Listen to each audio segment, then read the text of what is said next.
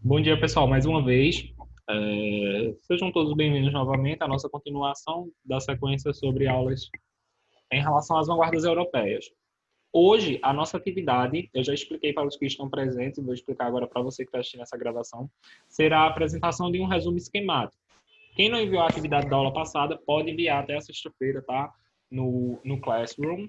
Apenas quem assiste a aula sem ser ao vivo. Vocês que são ao vivo é até hoje. Vocês vão fazer um resumo a partir de todos esses pontos que eu vou apresentar agora durante a aula. Então, pega aí uma caneta, pega um caderno, faz um resumo anotando todos os pontos dessas duas vanguardas que nós vamos estudar e depois eu libero no Classroom para vocês enviarem a foto, ok? Toda essa introdução em contexto histórico nós vimos e hoje nós vamos começar trabalhando com o expressionismo, essa vanguarda. E aí eu queria primeiro também contextualizar. Uma das coisas que eu quero que vocês tenham noção e consciência para durante o ensino médio que vocês vão iniciar, né, próximo ano, e quem escolher seguir pelo o rumo da área da linguagem, é sobre a influência histórica no momento de criação da arte. A gente sabe que tudo que acontece influencia na criação. Eles faziam arte pré-histórica daquela maneira, porque era o contexto histórico deles. Eles não eram alfabetizados, eles precediam a língua, aquele momento todo pré-histórico. Então eles faziam arte com aqueles desenhos lá que eu uso até hoje, porque eu só sei desenhar daquele jeito, que é os bonequinhos assim, de palito. Aí depois eles foram adaptando e sempre foram retratando os momentos históricos. Então, se a gente está vivendo um momento de paz e harmonia, raramente chega uma pessoa e vai desenhar um quadro com uma bomba atômica estourando. Não, né? Não é assim. Eles vão tentar expressar tudo isso que está acontecendo. Então, a arte e a literatura sempre estão ligadas ao que está acontecendo historicamente naquele momento, ok? No expressionismo, a gente tem que ver que ele surgiu na Alemanha em 1910. E a sua preocupação foi a forma em expressar as manifestações do mundo interior, ou seja, do meu eu aqui. Ó. Pouco se importava com os conceitos de belo e feio, porque a gente sabe que durante as artes clássicas era muito de o que é bonito, o que é perfeito, o que não se enquadra naquele padrão. E o importante era a expressão, ou seja, as formas de transportar para as telas e para papel as imagens que nasciam do seu interior. Então é como se eu tivesse triste e eu precisasse expressar dentro daquele papel, daquela arte, que eu estou triste. Ah, eu estou muito feliz, então eu vou fazer uma maneira de expressar ali, por isso que o nome é expressionismo, expressão, o meu interior. E eu não vou ligar se meu desenho ficou feio ou meu desenho ficou bonito, se minha arte ficou feia, ficou bonita, porque o que importa é a mensagem que eu quero passar, a expressão que eu quero passar. E como forma de expressão, a visão pessoal do artista. Os expressionistas, além de darem grande importância ao poder expressivo das cores e das formas, valorizam as composições abstratas e as imagens distorcidas como próximas da caricatura, que aí a gente pode ver isso aí. Né? A gente vê que elas são abstratas em relação a elas não seguirem um desenho corretinho, as linhas corretas. Elas tentam passar um expressionismo, né? É o grito, né? O nome dessa obra é isso mesmo. Aqui esquecendo. Tenta passar a questão do pânico, do medo. E quando a gente puxa para as cores, a gente tem que prestar atenção o quê? A gente já viu que algumas cores são mais utilizadas em momentos felizes, outras em momentos tristes, como por exemplo o preto relacionado ao luto. E a gente vê que ele tenta fazer esse mix de cores para também passar uma mensagem, uma informação.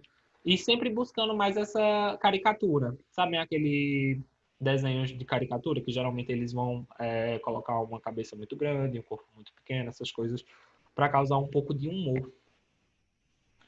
Desenvolver-se mais na pintura. Então a gente vai ter aí um movimento que vai ser realmente um pouco mais da área da pintura. Porém, a gente vai ter também na literatura, e os principais representantes desse movimento foram Van Gogh, Paulo Cézanne, que são nomes alemães, eu não falo alemão, tá, pessoal? Paul e Edward Munch. Aí nós temos aí, ó, utilizando cores irreais da forma plástica ao amor, ao ciúme, ao medo, à solidão, à miséria humana, à prostituição, deforma-se a figura para ressaltar o sentimento. Então, o que está importando ali não é a figura em si, mas o meu sentimento. É expressar, por isso que a gente sempre tem que recorrer ao nome, expressionismo, esse tipo de expressão. Então, Suiane, como você está se sentindo hoje? Feliz, triste, com sono, cansada? Feliz. Feliz. Se você fosse expressar em um desenho em qual você não pudesse desenhar uma pessoa, mas você tivesse que fazer formas e cores para expressar sua felicidade interior, me diga aí as cores e o estilo de formas que você usaria, As pensando no seu interior. cores. As cores seria amarelo, azul, vermelho. Bom, E o desenho, não sei não, professor. imagine que seriam tipo só ondas, só círculos, não círculos como no cubismo, né, que são as formas geométricas em si, mas eu estou falando como esses que a gente vê, que elas são bem, entendeu? Aham. Então seria nesse contexto. Muito bom. Aí temos aí o campo de trigo de corvos. Vocês conhecem um cantor chamado Baco Exu do Blues? Não. Ele canta Girassóis de Não. Bambam. Ok. Então não vamos entrar nesse contexto. É. Campos de trigo com corvos. Então vejam que aí a gente tem realmente um campo de trigo com corvos e um céu, né? Só que a imagem ela não está perfeita. Ela está meio que distorcida. E o que importa aí realmente é a expressão do sentimento. Vocês acham que ele está expressando o quê? Solidão, tristeza, felicidade, amor? Parece, sei lá, solidão, sei lá, a cor do céu assim. Parece estar Parece, chovendo um dia parece, assim. parece a solidão entrando na felicidade, entendeu? Bom, Que é realmente. os corvos entrando no campo de trigo. E é isso. Podem viajar, tá, pessoal? Isso é liberado na arte. Isso cada um tem sua interpretação pessoal. Isso é muito bacana. E aí a gente entra na literatura. Claro que com vocês, pessoal, eu vou querer trabalhar todas as formas, que eu quero apresentar tudo antes, porque eu quero que vocês trabalhem com o que vocês vão se sentir confortáveis, com o que vocês vão se sentir seguros, acima de tudo. Então a gente vai ter na literatura. Agora, realmente, nosso campo, né? No outro também não deixa de ser, porque é um meio de comunicação. A gente vai ter uma linguagem fragmentada, elíptica e frases nominais.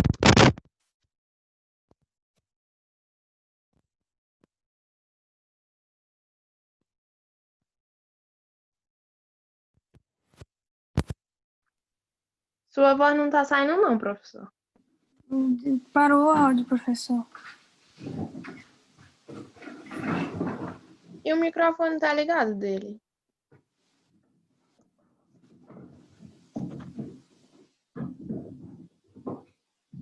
Ainda tá. Eu acho que deve ser o problema com o fone. Não sei. Ouvindo agora? Sim. Eu acho que é o fone, então. Teve algum problema. Dia das Crianças, eu aceito. Fone.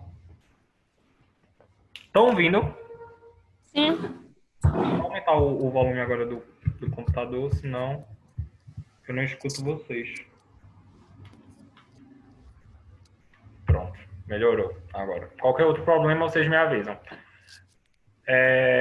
A gente vai ter uma linguagem fragmentada, ou seja, não vai ser completa. Eu vou estar falando, por exemplo, hoje estou com fome.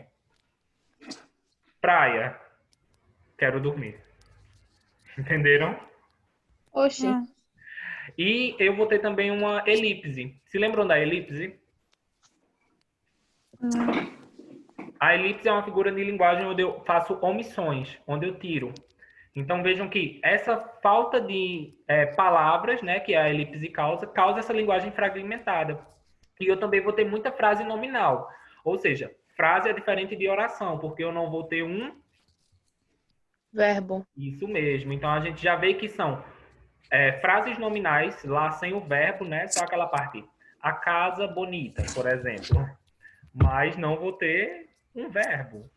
A casa bonita, o chão quente, calor ou frio. Tô tendo uma linguagem fragmentada. Isso são só exemplos que eu tô dando aqui na hora, tá, pessoal? A gente vai ver um texto em si. Despreocupação quanto à organização do texto em estrofes, ao emprego de rimas ou à musicalidade. Então, eles estavam, ó... Tá tendo rima? Não. Tá. Vai continuar assim. Tá tendo musicalidade? Que a gente sabe, querendo ou não, que os poemas, eles seguem aquela sonoridade, né? As palavras são impostas para criar uma sonoridade, uma musicalidade, para ficar bonitinho quando a gente fala. E aí eles estavam totalmente nem aí para essa questão. Aí os temas serão combate à fome, a inércia, que é aquela a reação à força, e aos valores do mundo burguês. Olha a revolução. Deixa eu encontrar minha seta agora.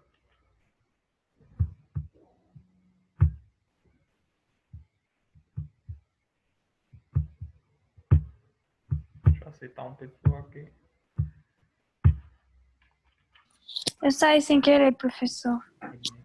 Vamos ver aí. Fragmento de um poema expressionista. Quem quer ler? Eu leio. São ventoinhas em nuvens perdidas, os livros são bruxas, povos desconexos, a alma reduz-se a mínimos complexos, a arte está morta, as horas reduzidas. Viram essas características que eu apresentei? É Não como tem se nada a ver com nada. É como se em alguns momentos faltassem palavras, porque houve a elipse, né? E na maioria dos casos nós temos frases nominais, mesmo que a primeira sou vetoinhas em nuvens perdidas. Ausência de verbos, né? Porque perder aí não está como verbo.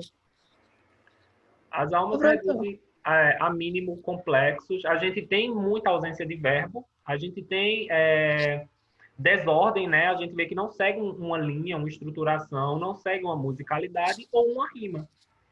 Mas aí eles juntam tudo isso para expressar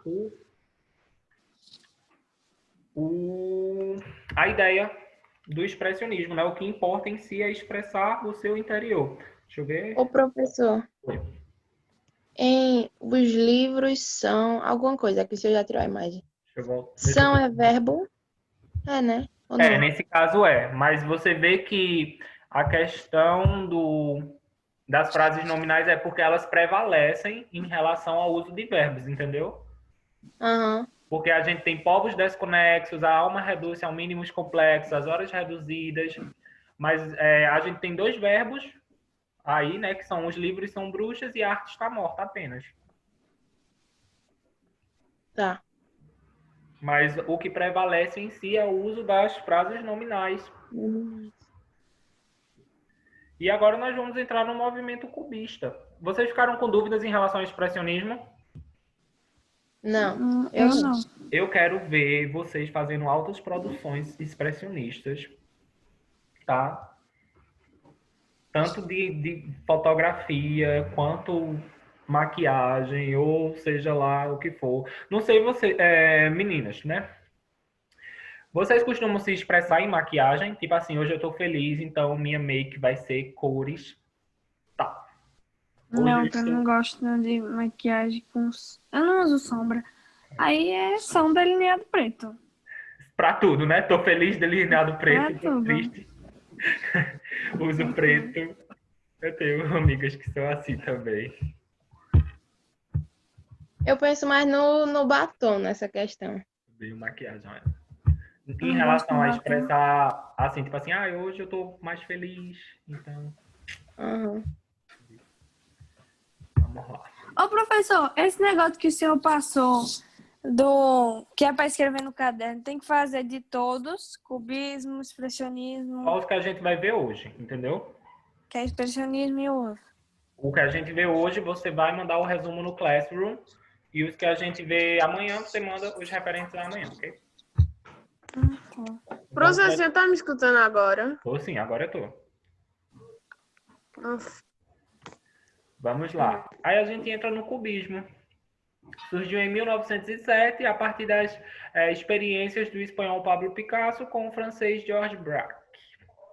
Desenvolveu-se inicialmente na pintura, caracterizou-se pela valorização das formas geométricas, como cubo, cones e cilindros. Isso é o mais básico dos básicos, né? Conhecimentos em relação ao cubismo. Defesa da ideia de que o artista deveria ter toda a liberdade para decompor a realidade em que está interessado em representar e depois recriá-la a partir de elementos geográficos. Então, seria como eu pegar a identidade, destruí-la, o que eu quero fazer, e recriar a partir de formas geométricas, porque eu sou o artista, então eu deveria ter essa liberdade. Eles pensam muito em relação a isso. Picasso na pintura e Apollonier na literatura são os principais representantes dessa vanguarda. Segundo Picasso, a arte é uma mentira que nos faz perceber a verdade. Isso é uma frase muito interessante, uma oração, na verdade, para diferenciar frases de oração. Eu tenho esse toque, gente. Deixa eu só remover um negócio aqui. Eu amo meu computador. Ou ao contrário. A arte é uma mentira que nos faz perceber a verdade. O que vocês acham dessa afirmação? Eu acho... Você já tá me escutando? Tô. Ah, tá. Obrigada. Eu acho que em relação a essa... Não, peraí, eu não acho nada. Pode perguntar a outra pessoa. Eu não sei se tá certo não, mas eu acho que é porque no dia a dia não é muita gente que se expressa. E na arte você consegue se expressar e o povo entender. Vamos lá. Vamos trazer para uma realidade bem próxima da gente. Vocês já ouviram uma música que parece que foi feita para vocês? Já. Já. Não. Aquela música é verdade? Não. Geralmente, tirando alguns cantores que escrevem sobre a vida deles, né? Eles fazem ali aquela música e as pessoas escutam e se identificam. Só que ali, geralmente, eles só... eu acho que isso aqui vai fazer sucesso. Criaram. Então, eles meio que criam uma mentira que se assemelha com a nossa verdade. Então, sim, né? A gente pode ver que a arte é uma mentira que nos faz perceber a verdade. O que é que ele quer dizer com isso? Para os cubistas, o artista não deve apenas copiar ou ilustrar o mundo real. Sua função é recriar a realidade e representá-la. Então, não é apenas, tem um relógio das flores, eu vou pintar o relógio das flores do mesmo jeito que está ali. Não é assim. Eu preciso representar ela, mas eu preciso valorizar coisas que passem despercebidas. Por exemplo, ali é um momento de muita união da família, de muita felicidade, as famílias se encontram para passear, e é uma coisa que passa despercebido, vamos dizer assim.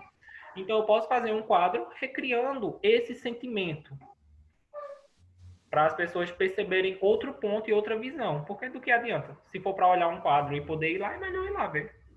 Entenderam? Eles não trazem muito o lógico, é mais uma coisa despercebida, né? Isso. Eles buscam fazer a percepção da pessoa que vai estar vendo a arte. Por isso, professor, que muitos não deixam descrição no quadro, né? É através do sentimento, é através do sentimento que é muito subjetivo, passa, como né? dizem. Cada um pode ter a sua análise.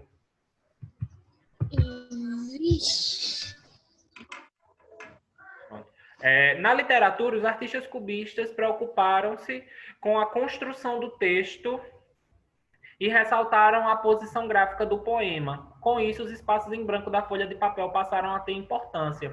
Então, foi no cubismo que eles começaram a se preocupar com não a estrutura em si, mas o formato que o texto ia ganhar. Além disso, o cubismo caracterizou-se por apresentar uma linguagem bem humorada, cheia de inversões e elipses. Eles apresentavam muito valores inversos, tipo, tá chovendo, mas tá fazendo sol. Tô tirando onda, tá, gente? Mas é nessa questão de chover e fazer sol, tá quente e frio ao mesmo tempo. Essas inversões e também a elipse, que seria a omissão de alguns termos, na qual os substantivos são dispostos de formas aparentemente anárquicas e o verbo, os adjetivos e a pontuação são desprezados. Então, eles apresentam muito de maneira engraçada, realmente. E a pontuação, zero, né, não existe, e verbos e adjetivos também são deixados meio de lado. Quando eu falo na questão de pensar no formato, é isso aí que vocês estão vendo agora. Tá todo mundo vendo a imagem? Uhum. Sim. O que é isso aí? A A Torre Torre A Eiffel. Torre de Paris. Isso mesmo. Então ele foi fazer um poema sobre a Torre Eiffel e o que veio na cabeça dele? Organizar o poema no formato da Torre Eiffel. Entenderam? Entendi. O poeta francês Apollinaire é um dos principais representantes do cubismo na literatura. Depois da sua morte foi publicado Calagames, Poemes de la Partie et de la Guerre. Eu falo um pouquinho de francês. Nossa. Alemão eu não falo. Ele é poliglota. Poliglota. Isso daí. Parler de francês. E o melhor que faço assim com a mão, né? Isso é... Sei lá, eu esqueci o nome do idioma. Aquele povo que faz pizza. Olha. Italiano. Italiano. Ignorem. Uma coletânea de poemas concretos produzidos durante a Primeira Guerra Mundial. Vamos focar aqui, minha gente, que eu sou boa de geografia. Então a gente vê que, ó, para ele falar sobre a Torre Eiffel, ele fez um poema no formato da Torre Eiffel. E esse aí? Formato de chuva. Isso Gente, que mesmo. letra feia. Essa Não tem chuva nem aqui. letra aqui. Não dá para ver, mas aqui temos a tradução. Chovem as vozes das mulheres como se elas estivessem mortas, mesmo na lembrança. É você também que chove gotículas de maravilhosos encontros da minha vida. E essas chuvas turbulentas se põem a relinchar todo. Então vejam que ele foi fazer um poema sobre chuva. Ele trouxe o formato de chuva para o poema. E aí ele traz as questões de... e lógica, né, um pouco, porque ele fala chovem as vozes das mulheres como se elas estivessem mortas mesmo na lembrança. A gente tem que focar também que era um cenário pós-guerra, né, durante a guerra, eu acredito. E aí eles estavam vivendo muito caos e eles representavam essa tristeza e angústia também dentro desse poema. Esse é muito interessante. Ele foi fazer um poema, né? Reconheça essa adorável pessoa. Essa adorável pessoa é você. Tem um grande chapéu de palha, olho, nariz, boca. Aqui o oval do seu rosto, seu lindo pescoço. Um pouco mais abaixo, seu coração que bate. Enfim, a imperfeita imagem do seu busto adorado visto através de uma nuvem. Então vejam que ele foi descrever uma pessoa, né? Uma mulher, e ele fez o formato do poema em relação a ela, colocando olhos, nariz, boca. Esses nomes estão relacionados onde é o olho, onde é o nariz e onde é a boca, tá? Falando em relação ao formato do rosto, ele colocou em torno do rosto da mulher. Muito bonito. Estão todos vendo o slide, né? Sim.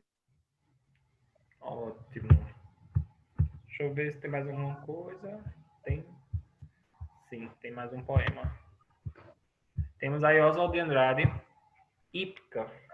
Saltos recordes, cavalos da Penha, correm joquiés de Higienópolis, os magnatas, as meninas, e a orquestra toca chá na sala de cocktails. Poema de influência cubista com presença de elementos como a fragmentação da realidade e a predominância de substantivos e flashes cinematográficos. Esse daí já foi, Oswald de Andrade já estava com influência cubista na sua produção, então ele traz alguns aspectos para a sua poesia. Então vejam aí que ele fala sobre, ele tem um pouco dessa fragmentação, e ele também já traz um pouco de flashes cinematográficos, né, que já está tendo aquela ascensão do cinema nesse período, e ele começa a trazer algumas palavras em relação a isso. Aí o futurismo a gente vai ver amanhã. E aí eu quero saber de vocês. Dúvidas? Era só expressionismo e cubismo hoje? Hoje sim. Ok. Ô, professor, deixa eu te perguntar uma coisa. Pode perguntar. Ontem o senhor disse que era para pesquisar o seu coisa de arte favorito, mas era para escrever no caderno, era? Isso, escrever e mandar no Classroom.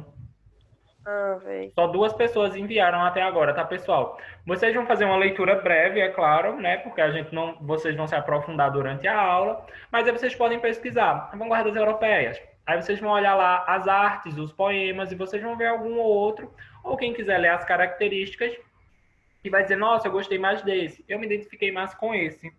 E vocês vão mandar no Classroom o porquê. Ah, eu gostei por conta das características tais. Eu pensava. Eu pensava que era para falar só na aula.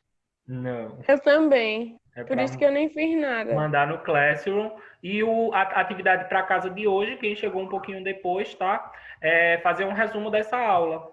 Vocês vão fazer um resumo apontando as principais características do expressionismo e do cubismo e mandar no Google Classroom, ok? Eu tava Ok. fazendo nessa aula, eu já fiz. Aí não é para esperar completar tudo, não? Eu vou colocar lá a data da aula de hoje para você poder fazer o envio, ok? Ok. Deixa eu ver se tem mais... Entrou alguém depois que eu fiz chamada? Gabi, eu já coloquei presença. Maria Rita, deixa eu ver. Não, colocando agora. Lucas, coloquei presença já. Suiane, Jennifer, Arthur Rodrigues, Gigi, Maria Eduardo, Maria Estela, Jair Vitor. Tá tudo ok já. Então, a gente finaliza por aqui. Quando eu liberar, eu mando as instruções no Google, no grupo da sala, quando eu colocar a data já no Google Classroom para vocês fazerem o envio, ok? Ok. Muito obrigado, pessoal, Ok. pela participação de vocês e até amanhã.